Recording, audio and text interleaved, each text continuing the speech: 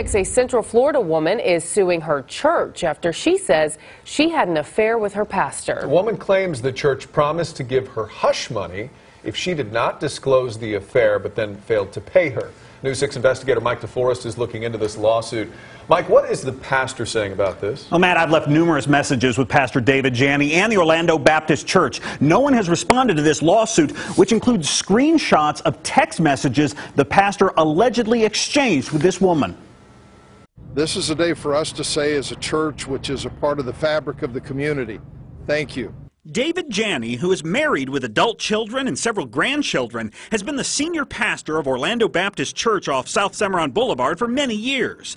Now, a member of the congregation is suing the church. The woman claims church officials broke an agreement to pay her thousands of dollars if she kept quiet about her alleged affair with the pastor.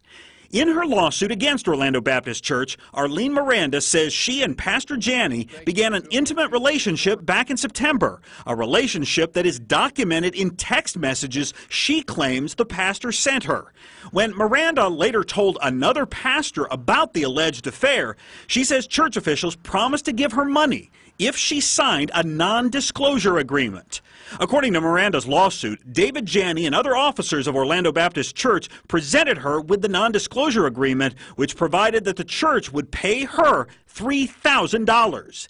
In return, the plaintiff would not disparage David Janney, the church, or otherwise disclose her affair with David Janney. Miranda claims the church was supposed to pay her by December 4th.